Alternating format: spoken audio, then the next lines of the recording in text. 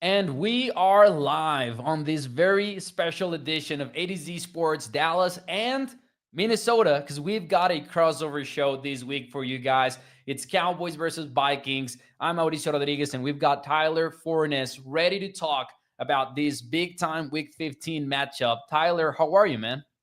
You know what? Life is pretty good, Mauricio. This is a really fun matchup. The first time that these two teams have met in Dallas since that 2019 Sunday night game. So we're really excited about it. And both these teams are in a spot where they can still somehow make the playoffs. It's we would have expected better records at this point, but we're in a good spot. I was just about to say, man, that hey, there's this thing about Cowboys versus Vikings where it doesn't quite feel like Lions versus Rams this weekend. It doesn't feel like Packers versus Broncos and these Bills versus Patriots, like these high Mm-hmm. stakes games around the NFL. But I'm still pretty damn excited about it. And Cowboys fans, I know they're dealing with difficult emotions. Do we have a playoff opportunity or not? I'm sure Vikings fans are on the same boat. But regardless, like this has the makings to be a fun matchup for a lot of reasons. It really does. And I think the first thing we can kind of look at, Mauricio, is the quarterback position. And Dak Prescott's one of the best in the league. He might be the most disrespected quarterback in the National Football League, if we're being 100% honest. And then JJ McCarthy has earned almost every ounce of disrespect that he's gotten due to his incredibly inconsistent play in his first year as a starter. And figuring out what both of these quarterbacks will actually be on Sunday in itself is a dissertation paper to get your master's degree, because Yep. nobody really knows. It's such an interesting conundrum to have a conversation about. And I still, after watching JJ McCarthy through a couple training camps and through only seven starts through 2 years, I still have no idea what he's going to give me on a game to game basis. Man, it's gonna be a fun matchup, and we'll break it down over the next few minutes here. By the way, we're streaming live to both Facebook and Dallas-based platforms, so we're gonna have some trash talking maybe in the chat. Shout out to everyone who is joining us live, man. It's gonna be fun. Before we dive into things, though, we're brought to you by Underdog Fantasy. Shout out to them. And by the way, they're running an awesome promo. By using promo code A to Z, you in your first $5 play, you will receive an additional $75 in bonus credits. So make sure you take advantage of that. And throughout today's show, we're gonna be giving some plays that we're gonna be making ourselves over the weekend. So, man, let's kick things off. You mentioned Dak Prescott. I'm gonna be honest with you, Tyler. The biggest war, the biggest matchup that I'm excited about Sunday night is Brian Flores versus Dak Mm-hmm. Prescott. Now, you mentioned you gave Dak Prescott his flowers. Now I'm going to return the favor. Brian Flores is one of my favorite coaches in the entire NFL. He is so fun to watch. Like his Mm-hmm. defenses, the way that they confuse quarterbacks. How is it that the Vikings are one of the most aggressive teams in the NFL, blitzing the quarterback, but they play a ton of zone? Like that Mm-hmm. is just fantastic, man. Dak Prescott versus Brian Flores, the matchup to watch for me. Yeah. So one of the interesting things about the genesis of this defense, because you think Brian Flores, one of the first things you're going to think about is the Bill Belichick tree. You're going to run a lot of cover one, cover three, cover seven, and it's going to be a lot of man match kind of concepts. Belichick and Saban created man match stuff with the Cleveland Browns in the early 1990s, and Belichick's really the only one that was using it for a long time in the National Football League. Then he goes down to Miami and he kind of creates his own spin on it, where he's just a psycho. And I mean this in Yep. the most complimentary way. He wants to run the amoeba defense. He wants to have guys who can play all over the field. And by doing so, it gives him the opportunity to be a heavy, heavy blitzer. You combine all of that and then transport it to Minnesota, he creates an entirely new defense. And it wasn't that he created it himself. He took the 2021 Pitt Panthers defense. Because remember, Pitt and the Pittsburgh Steelers share a stadium. They have some common facilities. So he goes to Pat Narduzzi when he, as his year in Pittsburgh, talks to him about the defense. And basically, you can do this in college and in the NFL. Nobody was psycho enough to try, but Brian Flores did, running a ton of heavy blitzes and a lot of simulated pressures with zone behind it. Almost everybody would run man. He was the only one brave enough to run zone. So in 2023, it took a few weeks to really hone it in, and then they were dominant until the final four games, and they allowed 30 points a game, and everybody just figured out, these Bengal Hawk blitzes, wherever the center ends up sliding, either left or right, those two guys will drop back into coverage. Well, we can just pepper dig routes right behind him and just continue. And those dagger concepts just killed him. So they evolved and they took out Bengal Hawk completely. I don't think I've seen a single one since that 2023 season, which one of my favorite blitzes of all time, but it's easily beatable when you don't have guys who can drop back and really get back fast enough in coverage, which is why for years Anthony Barr was so good, because he could line up at the line of scrimmage and all of a sudden be 10 yards deep, no problem. And it's like, oh crap, I don't know what to do anymore. But over the course of the last couple of years, this has been a very player-led defense. And they have such a big say into what is actually going to happen. And their continuity between the coaches and the players and the growth of guys like Dallas Turner, who can drop into coverage, same with Andrew Van Ginkel, and the cross dog blitzes that they run, just it's such a fun unit. And they can show you 6 different looks before they actually just drop back into a basic Tampa 2. They're so incredibly smart. And that to me is the number one thing with this defense. There's versatile players, there's talented players, there's great scheme. But the reason it's successful is because almost everybody on that unit is really smart and can communicate at a high level, because that is what really maximizes what this defense can do. And that is going to be the puzzle that the Cowboys need to figure out on Sunday night. Mm-hmm. I am very intrigued about what does Brian Flores do in terms of his blitzing approach, because you don't really want to blitz Dak Prescott for the most part, because he is one of the best quarterbacks against the blitz in the NFL. And not only that, he has been that for so many years, where you almost expect Flores to be a little bit more cautious. The problem for the Cowboys, though, is that the Lions blitzed them a little bit last Thursday night football, and they had trouble with it. And I think the reason why is, you mentioned the Vikings defense being so good because of its players. The Cowboys have an offensive tackle problem, if we're being real. The Cowboys have a situation where Terrence Steele, the right tackle, is a liability in pass protection.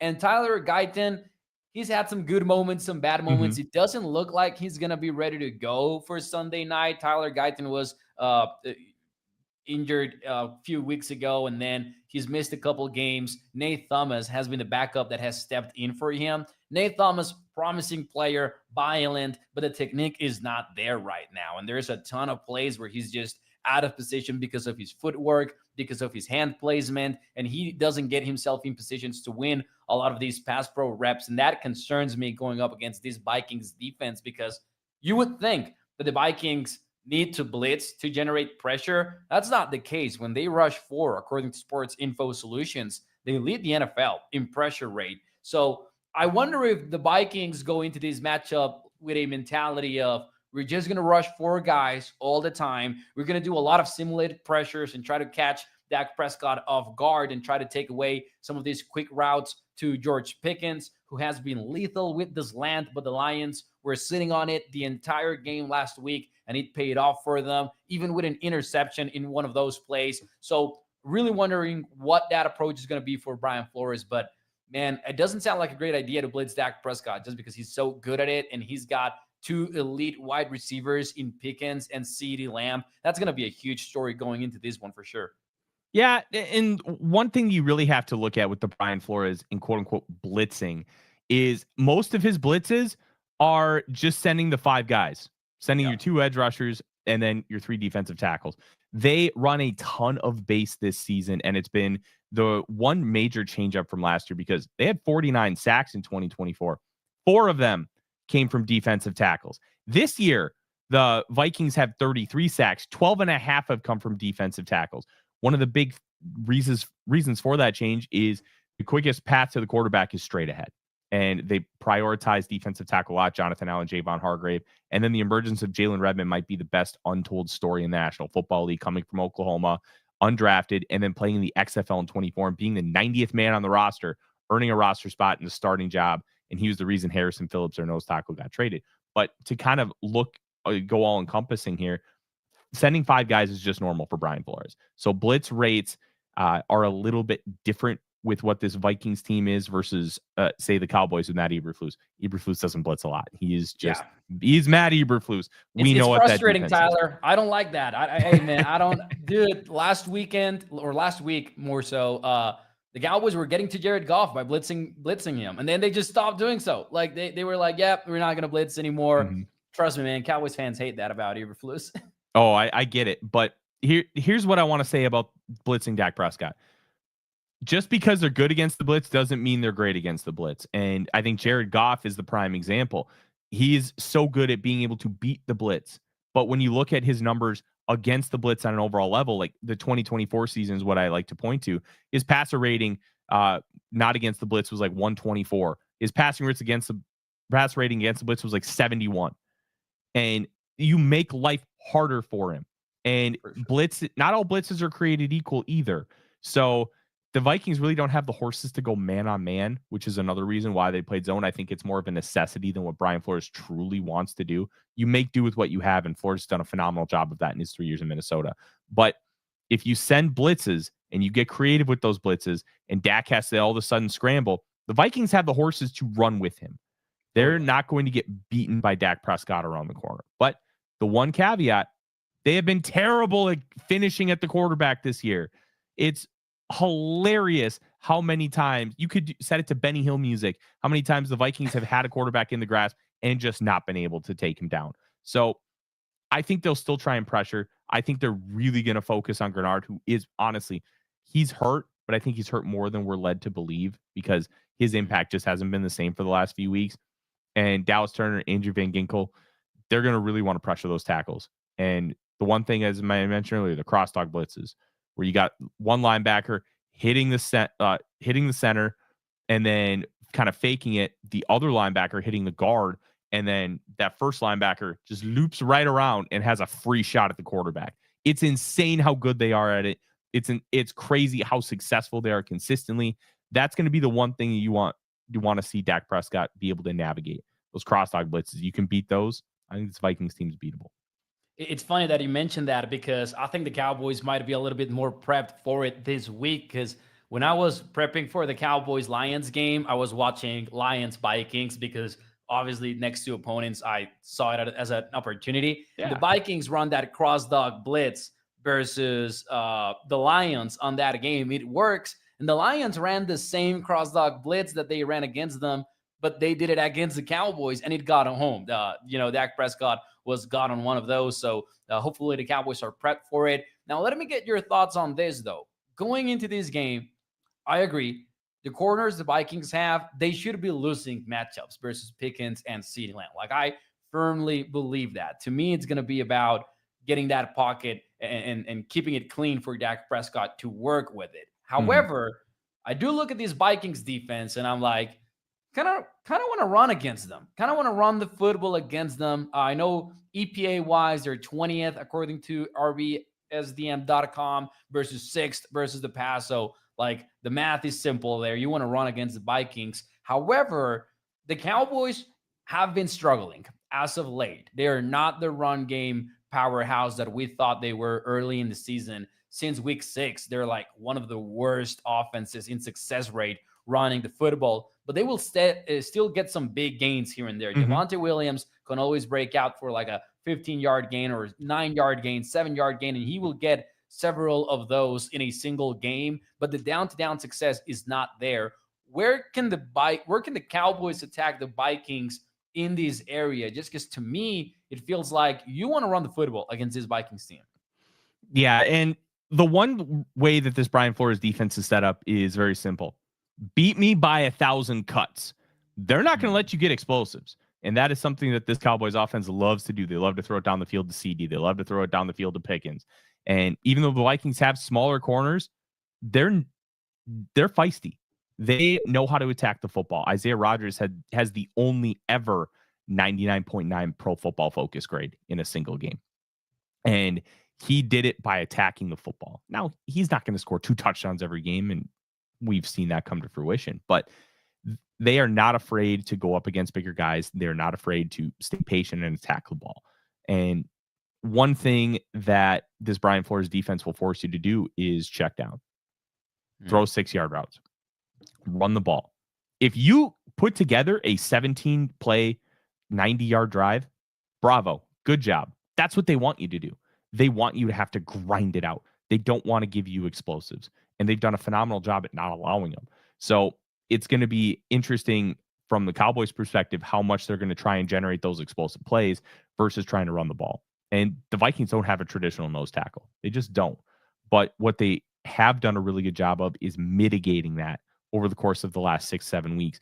They're doing a lot more slanting, and they're trying to attack gaps instead of just play one-on-one, because that's what was getting them into trouble earlier this year, especially against the Falcons when Bijan Robinson, Tyler Algier just ran all over them. They slant those gaps. They tackle really well in space with Eric Wilson and Blake Cashman, and then they pursue to the ball. They have athletes on the defensive line who can run. Dallas Turner ran a 4.47 at the combine 2 years ago. So if they're going to be able to win, death by 1,000 cuts. That's the strategy. But will the Cowboys embrace that, or will they try to generate all those explosives? Yeah, man. I feel like going into Sunday, I don't see the Cowboys having, like, at AT&T Stadium, they've lit defenses up. Like, they're scoring over 30 points, over 40 points throughout the year. They had that 40-40 tie versus the Packers.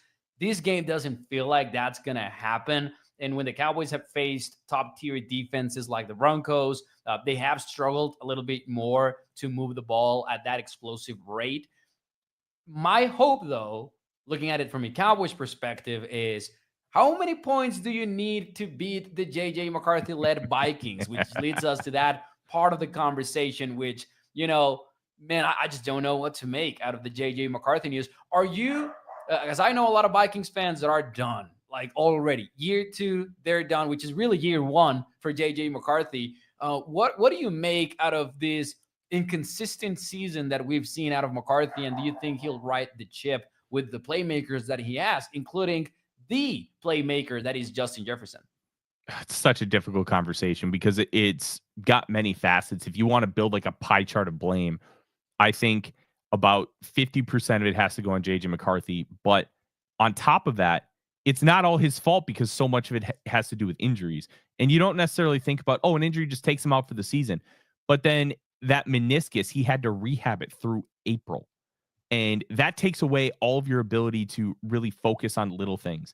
They wanted to modify mechanics. They wanted to improve things. He's got that leg whip, and he has a super wide base that helps it, that really takes away power. He doesn't have a strong arm in a sense of, you think of strong arm guys like Brett Favre, John Elway, Josh Allen, where they can just pistol whip it without even trying. They can pistol whip it without having a base underneath him. When JJ McCarthy is a solid base, he has just as strong of an arm, but he doesn't have that cheat code strong arm, because he did throw a 61-mile-an-hour fastball at the combine, second fastest ever, just behind Joe Milton. He can throw a hard ball, but the mechanics get all over the place. And in Kevin O'Connell's offense, it is complicated. It is intuitive. But on top of that, we saw last year with Sam Darnold, when you really embrace it and you go for those shots, they won 14 games last year, mainly because Sam Darnold maximized what the offense can give you. Not always consistent, but if you're explosive, consistency doesn't matter that much. You just have to be consistent enough. And he was the best deep ball thrower in the National Football League last year by multiple metrics, and second in a bunch of others. So McCarthy was running that offense initially, and in training camp, he looked great. The mechanics looked much improved. It looked like he was doing a really good job. And 7-on-7s, 11-on-11s can be a little deceiving, but he was great against New England Patriots. So much so that the Patriots beat was like, hey, did we really take the right guy in Drake May? Should we maybe have thought about McCarthy? Like, that was part of the conversation. And then he wins Offensive Player of the Week in his first ever start, and then he just sucks because he's thinking too much. The game is too fast for him. He's still adapting to those things. And we forget that even though he's a second-year guy, he's a first-year starter. He never played in his first year. So those elements are catching up to him. And O'Connell, even though he kept seeing good things in practice, it wasn't translating to game day. And it took 6 starts to really be like, okay, we need to just tell him to, he literally said, shut up. I don't care if you think this guy's going to do that, or Mikey Sanders still, and he's probably going to do this on this play. Stop thinking and just play the game. And then that's how we saw the Commanders game. He played more free at a 0.39 EPA per play, far and away his best performance. I believe his only positive EPA performance on the season. And it felt like a guy that we expected to see all year. Not perfect, but a much more under control player who was playing within the context of the offense and maximizing what he was able to do. If you see that guy from this past Sunday against the Cowboys, the Vikings can put up 30, 40 points. Dead serious. But that's the question. We have not seen any kind of consistency outside that Commanders game. Can he generate it? I want to see it before I believe it, because he is not giving us a reason to trust that he can deliver that just yet.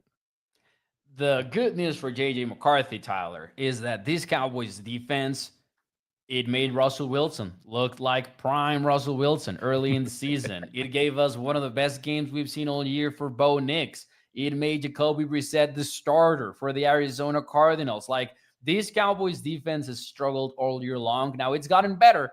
And Dallas Cowboys hard hitter here had a comment earlier today. He said the defense needs to win the war, especially the secondary. Mm-hmm. You were talking about those deep shots that Sam Darnold liked to take on this offense. Maybe McCarthy hasn't been as consistent with those, but one of the things that I would imagine the Vikings are going to try to do versus the Cowboys, and it is one of the biggest keys to the game for Dallas, is they're going to want to attack the flats. They want to attack like the outside underneath throws, really, because the Cowboys, they're using this 5-man front. As much as you let them run it, they will run it. They want to get 3 defensive tackles on that defensive line, and they want to have like those 5-on-5 looks versus the offense, whether it's the run game, whether it's the pass game, because in the run game, they just plug every gap, and in the passing game, they will generate one-on-one looks for guys like Quinnen Williams, who has been an absolute beast since he's joined the Cowboys. The problem is having those 5 guys on the defensive line, especially guys that cannot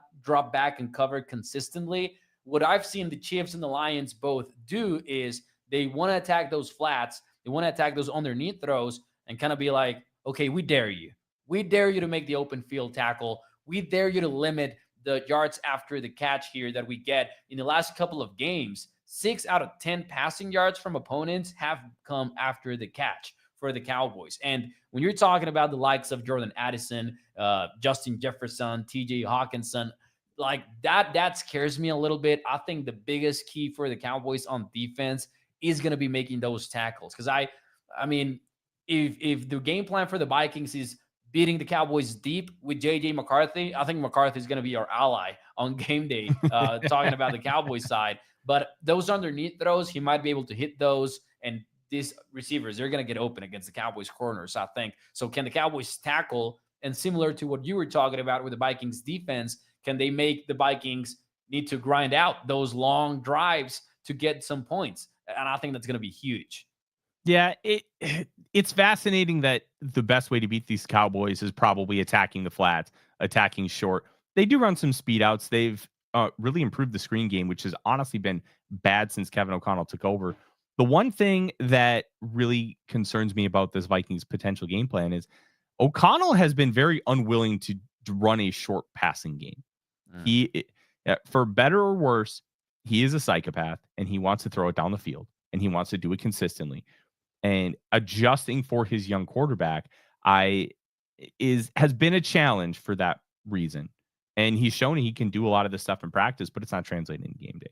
Will he be willing to just continue to pepper the flats and attack? Because remember, Addison and Jefferson, as great as they are, being yak guys is not something that you think about with those two. You think about route running savants, guys who you want to attack in the intermediate and deep levels of the field with a lot of nuance. That's the big thing here.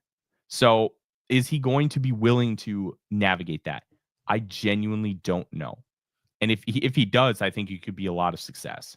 The Vikings have only really trusted the running game when it's been consistently explosive and when they've gotten leads. If they are tied or seven or more points behind, they abandon the run and they pass. But a lot of their passing game, like, because they'll do screens, that's just an extension of the run game. So a lot of these run pass splits are a little bit disingenuous. But I do believe that if they just follow what you said, attack the flats, pepper the flats, and really punish those 5-man fronts, because McCarthy sees a lot of them in practice. The Vikings love 5-man fronts. They run a lot of 3-4 base. So it's not going to be a surprise for him to see that kind of stuff. I do think double moves. They burned the Commanders a couple times, but they weren't able to connect, mainly because their offensive line was just getting blitzed, and McCarthy just couldn't step up or step out of into a throwing window to make the throws. Um, like there's going to be opportunities, but if he has to throw, like if this becomes a shootout, Vikings are probably losing this game unless they can bait Dak Prescott into a couple interceptions and maybe house one. Because I don't think McCarthy has the ability right now to play on that kind of level with a quarterback like Dak Prescott and go blow for blow. Yeah, man. And early in the Instagram chat, we were getting a question from CJ, which was, hey, do you think the Cowboys win? Alec is saying GP3 have a bounce back game. And I think that's going to be one of the biggest storylines for this game as well. If we're diving a little bit here into predictions, man, I think, hey, brought to you by Underdog Fantasy again, man. I'll tell you what my Underdog Fantasy play of the week is. Like the biggest play that I like. Give me Javonte Williams going for higher than 17.5 rush attempts. I think the Cowboys want to get into this game and they really want to kind of try to tame the Vikings defense a little bit into, getting away from the blitz, getting away from the aggressive simulated pressure stuff, and really aiming for third and shorts. If I look at the Cowboys offense over the last couple of weeks where they have struggled maybe a little bit more, especially against the Lions, they got into a lot of third and longs, even versus the Chiefs. You wouldn't notice it because Dak Prescott was killing Steve Spagnuolo's defense, but it was a lot of 3rd and 8, a lot of 3rd and 10, a lot of 3rd and 11. And I think Schottenheimer, after a long week, will want to get into this game and be like, we're bringing the Cowboys run game back, because then from there, Schottenheimer can get into what he likes the most, which is like these play action shots on early downs where Dak Prescott can get behind max protect, especially without his starting left tackle, Tyler Guyton, who, by the way, missed practice again on Friday. So it doesn't look like Guyton is going to be around for this game. I think the Cowboys are really going to want to lean into the run game. My Underdog Fantasy play of the week, man, it's got to be Javonte Williams pounding the rock higher than 17.5 times. Yeah, it wouldn't surprise me if that was the case. I've got two that I really like. One of them's a huge long shot that can absolutely spike those lineups for you from a percentage standpoint. But I think JJ McCarthy higher than 193.5 passing yards, because you mentioned it earlier today when we were chatting. This is the Cowboys defense. They're 29th in EPA per play allowed and 30th in EPA per dropback allowed. The edge rusher room has obviously taken that unfortunate hit with the passing of Marshawn Kneeland, but even before that, it wasn't the strongest unit in the world. And you add Quinnen Williams, which is great, but it's a lot harder to generate pressure from the interior than it is on the edges. And Christian Darrisaw, there's a chance he doesn't play in this game. He missed practice the first 2 days of the week. He's missed every Thursday practice this year as part of the plan from coming back from that torn ACL and MCL. But he didn't practice on Wednesday, which raised a big red flag for me. So if he's out, it's probably going to be Justin School, and School stinks. But McCarthy has never thrown for more than 163 yards in his career. Last week was his career high. Can he throw for over 193.5? Well, it is the Cowboys. So yes, I think that's very possible. The other one I really like. To your point, let me just say this. To your point, because I also like that play. And the reason why is JJ McCarthy might need to throw for half of that, and then his receivers get the other half. That's what's been happening on the Cowboys games. So I like that play as well, man. I got to be honest. Mm-hmm. The other one I really like is if you can grab it on Underdog, I would throw it in your lineups. CJ Ham, fullback CJ Ham, higher than 0.5 rushing and receiving touchdowns. Why? Last week, the Vikings had 4 touchdowns. 3 of them were to tight ends. It was also the most snaps that CJ Ham has played in the Kevin O'Connell era. They ran a lot of 12 and 13 personnel. They ran a lot of 21. And they were using that fullback. When they used the fullback, O'Connell has a tendency to draw something up for Ham. Now, is it a guarantee that he even gets a touch? Absolutely not. But this is where the risk is worth the reward here, because I can easily see a situation where it's 1st and goal at the 1, and they run a fullback dive, or they love to do like little things like a wheel route to CJ Ham, and they'll treat him like a tight end, or just a dump off into the flat with like one of those play action rollouts. And then, CJ Ham just runs an arrow route. He's wide open. Nobody's there. I think that is going to be a really fun one for those lineups. And hey, with that first $5 play with the code A to Z, you do get the 75 in bonus credits. Then on top of that, you can have a little bit more fun when CJ Ham gets that touchdown. Man, I hope that doesn't happen. I don't want a fullback scoring on the Cowboys defense, man. That's going to feel like rock bottom. But all kidding aside, I love the plays. Let's get into final predictions. But first, let me say hi over here. We've got Joey Bella saying hi from the YouTube chat. We've got Edgar saying, hey, Eberflus hates the blitz, and I hate Eberflus. And he adds, we need Javonte to run the football inside the tackles, adding our fullback in the play. So you want the Vikings fullback to be in play. Cowboys fans want Hunter Lipke to be in play as well. We might have a fullback fest. Tyler, what's your final score prediction for Sunday Night Football, Cowboys versus Vikings? I'm going to be honest, I really don't like doing final score predictions because they're so weird. But if I had to make a prediction, I'm gonna go Cowboys in this one just because the Vikings, they're so unpredictable. And I'm gonna go Cowboys 27, Vikings 26, where Kevin O'Connell just says, we need to win to make the playoffs. Screw it, let's go for 2, and they fail. Oh, that would be a fantastic finish to the game. Love the prediction. Give me the Cowboys as well.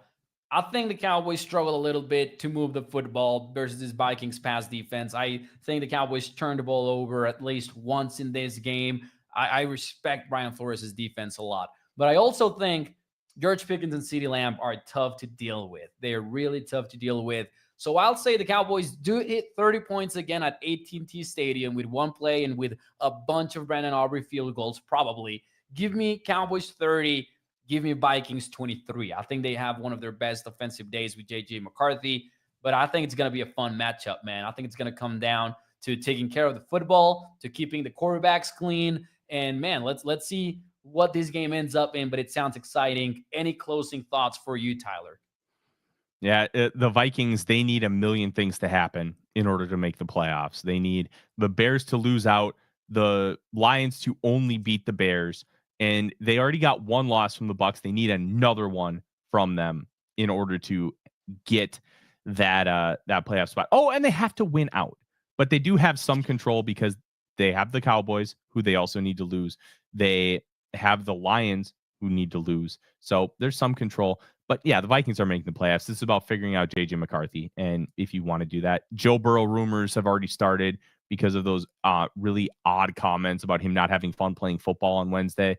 And of course, Vikings fans are going to run with it because Bengals fans ran with, oh, Justin Jefferson's getting traded, when the Vikings literally showed no interest, and it was only national media trying to spark conversation during a dead time in the month of May. So if he doesn't show that he's for sure a guy that is worth developing or that you can count on, Vikings are going to have another quarterback in. That doesn't mean that they're going to start over McCarthy, but they're going to have at least a backup option. And this is about figuring out who's going to be on this team next year, and coaches trying to save their job, mainly on the offensive side of the ball. P. Burns over here on Instagram, he has the Cowboys 35, the Vikings 27. So some differences here in the type of games that we're going to see. Edgar says Cowboys 30 and the Vikings 20. So a lot of people predicting Cowboys wins, including us. We're in a similar boat, Tyler. I don't think the Cowboys make the postseason. However, that Eagles team, they might end up collapsing. So you never know. You never know. That Eagles team is 0-3 in the last 3. We'll see how they do to close out the year. But it happened 2 years ago, right? Dude, it happened 2 years ago, and they get the Buffalo Bills on the road. And if they get Jaden Daniels in one of those two matchups, it's not going to be a guaranteed win. You got to beat Jaden Daniels at the end of the day. So we'll see what that ends up looking like for the Cowboys. But for now, controlling what they can control, and that's beating the Vikings on Sunday Night Football. We'll see how things go. For more Cowboys versus Vikings coverage, check out atozsports.com. Tyler will have you covered with the Vikings, and I will try to have you covered with the Cowboys on my side. So it's going to be a fun weekend, man. Enjoy it, and we'll see you next time. Thank you. Bye-bye.